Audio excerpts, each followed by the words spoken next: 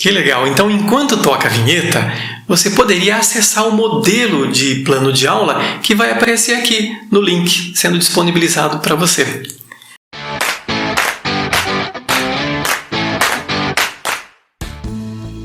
Oi, tudo bem? Que bom tê-la aqui no nosso canal Está. Hoje nós vamos falar de um assunto interessante. Nós vamos falar de plano de aula para concurso público ou teste seletivo.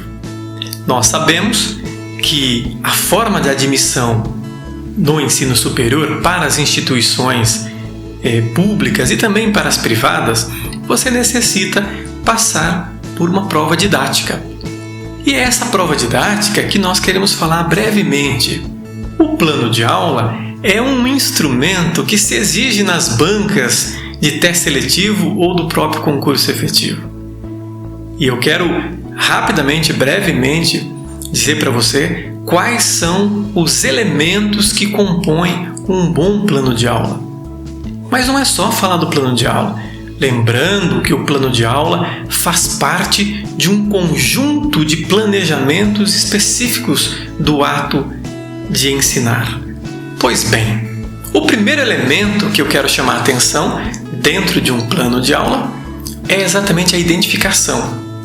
Você precisa usar a logomarca daquela instituição que você está pretendendo prestar o seu teste seletivo, o seu concurso efetivo, a sua aula didática, e lá na parte de identificação você coloca o nome da instituição que você pleiteia aquela vaga. Na sequência do nome, você pode colocar o departamento que lhe interessa prestar aquele concurso, aquela prova didática. Depois do departamento, o curso que se vincula, a data, a quantidade de horas, que é 20 minutos, 30 minutos, 40 minutos, 50 minutos, 1 hora, e aí o tema da aula.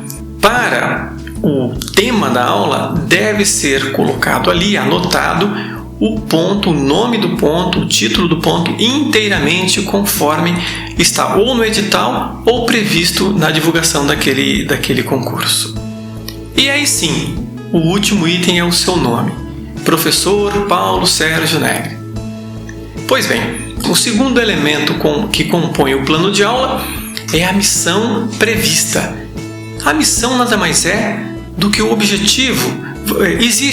Aqui eu preciso dizer que existe uma discussão do que é a missão da aula, o que é o objetivo. Mas para facilitar o nosso diálogo, dentro da ideia desses elementos, vamos entender missão como objetivo. Dentro daquele tema, qual é a missão que você gostaria que os alunos ao final da aula desenvolvessem, que eles atingissem? Ao final da aula, os alunos deverão concluir, conceituar, identificar o que é que você quer. Feito isso, nós vamos para a ação didática. A ação didática é o nosso veículo. Olha que elemento bacana. Aqui você vai deixar claro, através de um parágrafo breve, como é que essa aula vai se realizar. Vamos pensar assim: a aula será expositiva dialogada com auxílio de análise de slides em projetor multimídia. Você está vendo? É o veículo, é como é que essa aula vai se dar para que essa missão seja atingida. Ou se você vai utilizar apenas texto, estudo dirigido, a aula será expositiva dialogada com apoio de texto para estudo dirigido. E assim vai. O próximo elemento, também de grande importância, são os conteúdos selecionados. Veja lá no tema da aula, aquele tema de sorteio, que é o tema que você colocou lá na parte de identificação, o tema da aula, dentro desse tema, quais são os itens, os conteúdos selecionados que você gostaria de abordar nessa aula? Lembrando que aqui há de se tomar um cuidado. Nós temos o tempo versus conteúdo. Então, se dentro desse tema você puxar muito conteúdo, você tem que tomar cuidado observando o tempo. Será que o tempo vai dar? Porque se você previu no plano de aula e não executou isso na prática, pode lhe causar problema na tua avaliação na tua aula didática. Então agora nós podemos pensar como é que nós vamos avaliar essa aula. É exatamente a avaliação, a síntese de avaliação da aula. Podemos entender esse elemento como síntese mesmo, é uma síntese do que você gostaria. Vamos pensar. Dentro dessa aula, os alunos serão divididos em 4 grupos, em 4 equipes e farão a resolução do exercício 1, 2 ou 3. Aqui nesse ponto, e cuidado aqui, porque esse ponto de avaliação não é uma avaliação para mensurar uma nota. É uma avaliação para observar se a missão, que é o teu item número 2, foi atingida ou não. Tá certo? Depois, nós vamos para o uso de recurso. Os recursos previstos. Tá certo que eles já são evidenciados lá na ação didática, no item 3. Porém, nós vamos elencá-los aqui de maneira mais objetiva.